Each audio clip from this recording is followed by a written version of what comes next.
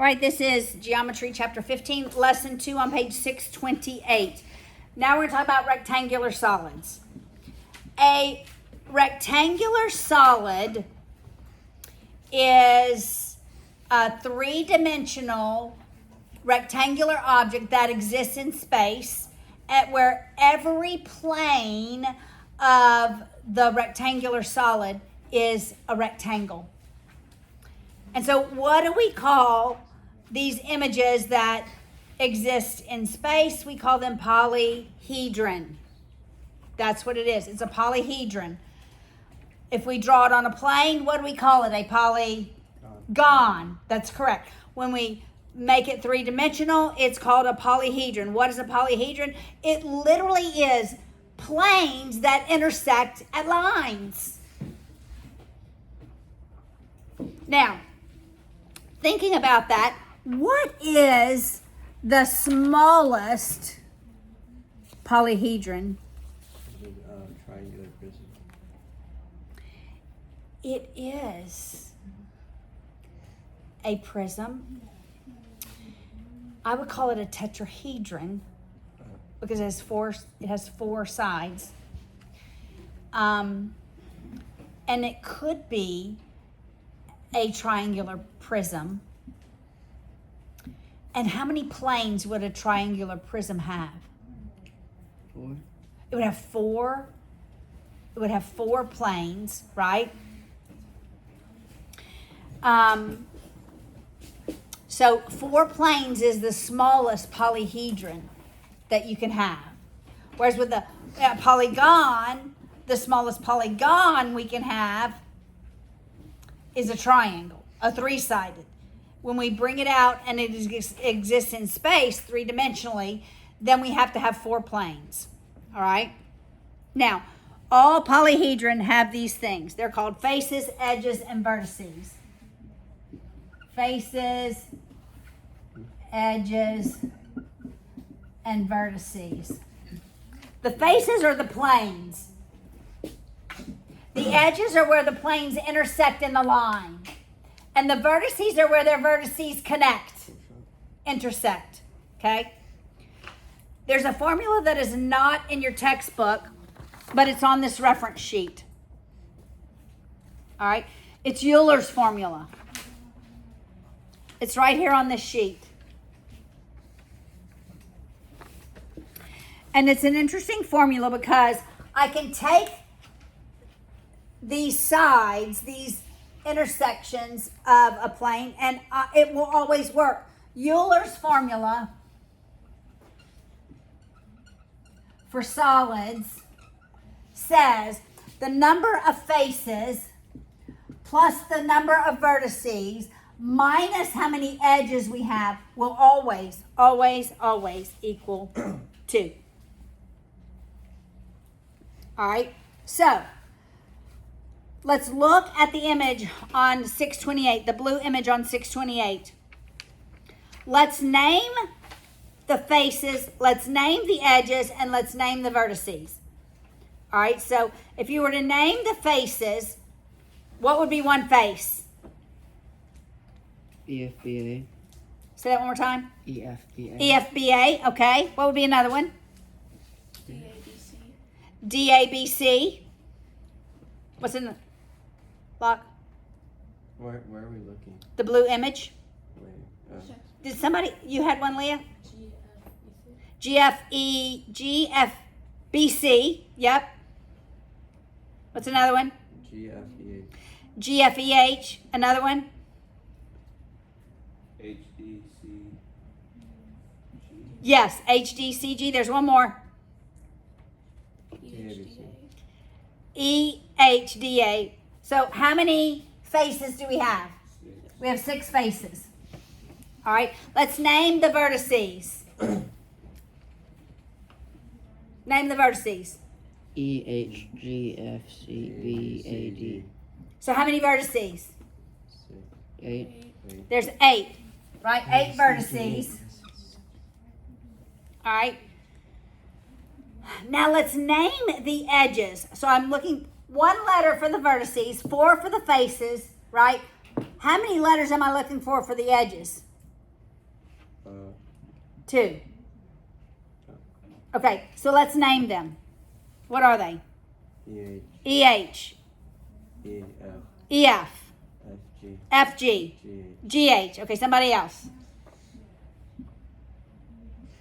We have 4 so far. Keep going.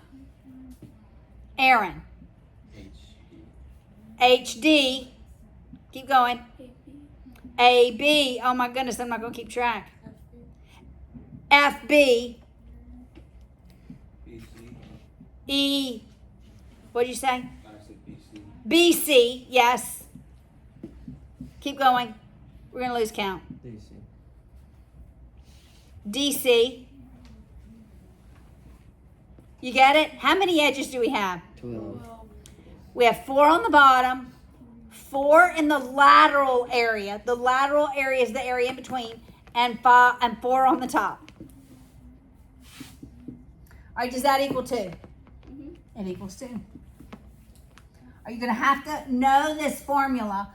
It's in one of your homework questions, but the formula is not given anywhere.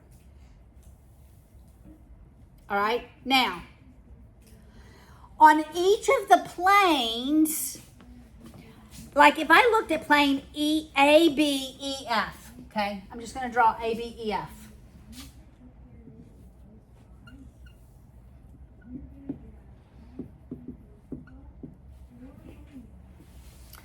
Because it's rectangular, if I draw a diagonal, then I could use Pythagorean's theorem to solve for the diagonal when it lies on the plane.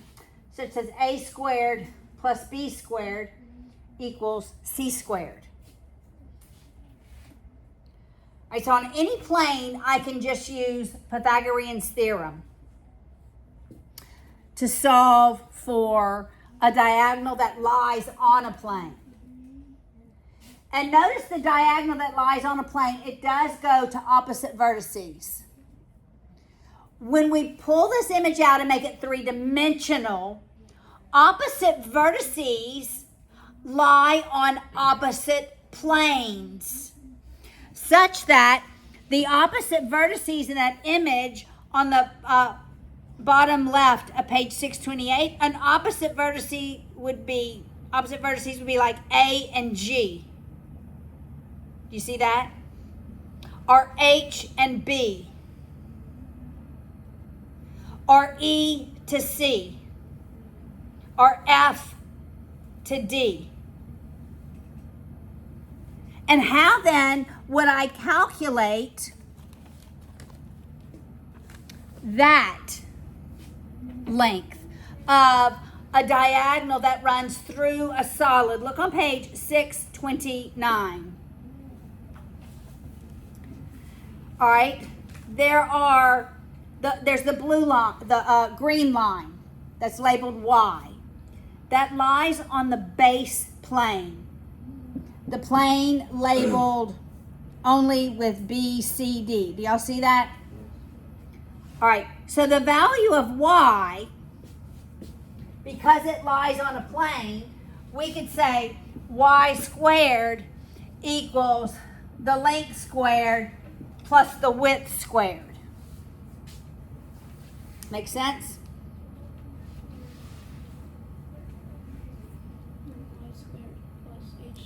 And then, do you see the triangle HYX? Do you see that triangle? HYX. That is a right triangle. Such that we could say x squared equals h squared plus y squared. X is the diagonal through the solid. So can I use these two formulas to then figure out what x is? Yes, in algebra it's called substitution. I have y squared here, I have y squared here. The equivalent of y squared is L squared plus W squared. So the rules of algebra say and we've done this in geometry, I can substitute L squared plus W squared for Y squared in this equation, such that X squared equals H squared, but instead of writing Y squared, I'm going to write L squared plus W squared. And to find the length of the diagonal, I take the square root of both sides. The square root of a term squared is that term because if I wrote it in exponential form, this written in exponential form, that's my numerator, that's my denominator. It's x to the 2 over 2, where 2 over 2 is just 1. That's the same thing as x to the first power. So it follows the rules of algebra. So then we have x equals the square root of h squared plus L squared plus W squared. So in as long as I have the length, the width, and the height of a solid, I can calculate what a diagonal would be. All right, so I have this solid. Everybody see this solid? So my length is 8. Y'all see that? My length, y'all don't have this one. My length is 8. My length is 8. My width is 6. And my height is 5. Do y'all see that? 8, 6, and 5. Aaron, you see it? I can use this formula to calculate the length of the diagonal. So the diagonal is the square root of 8 squared plus 6 squared plus 5 squared. What is that?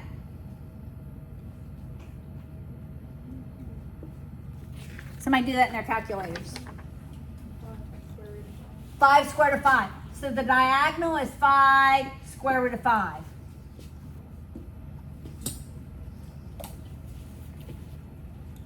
Does that make sense?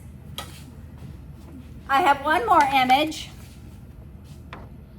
It looks different. Now my length is 4, my width is 3, and my height is 12. So 4, 3, and 12. But can I calculate the diagonal? Yes. It's the square root of 4 squared plus 3 squared plus 12 squared. And that is 13. Now, what if the faces of my polygon are squares? Then the diagonal is just the same thing as the square's diagonal. What are equal? The diagonal of the The square. length, the width, and the height are all going to be equal. Let's suppose the length of the side of one of the squares is 5. And when we're talking about a square, typically we call it an edge. We don't call it length or width because they're all the same. So let's say that an edge equals 5. Then my diagonal would be the square root of 5 squared plus 5 squared plus 5 squared.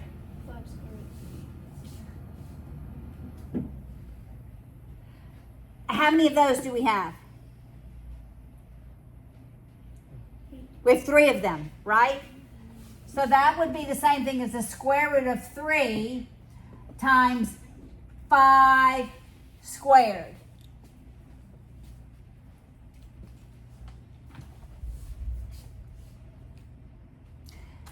this is the same thing as the square root of 3 times the square root of 5 squared.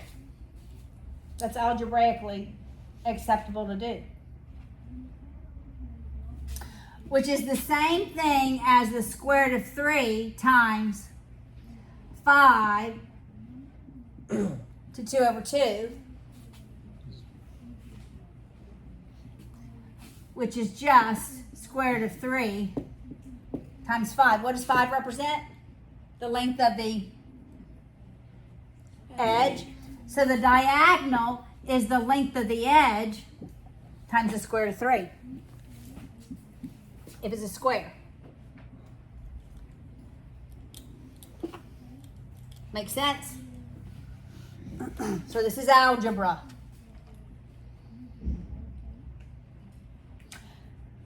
So what do you have to know to find the diagonal for a square polyhedron? You just have to know the length of the edge. And it's just the length of the edge times square root of 3.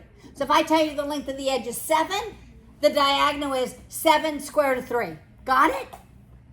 If I tell you the length of the diagonal is 10, the length of the edge is 10, then the diagonal is 10 square root of 3. Make sense? Got it? All right.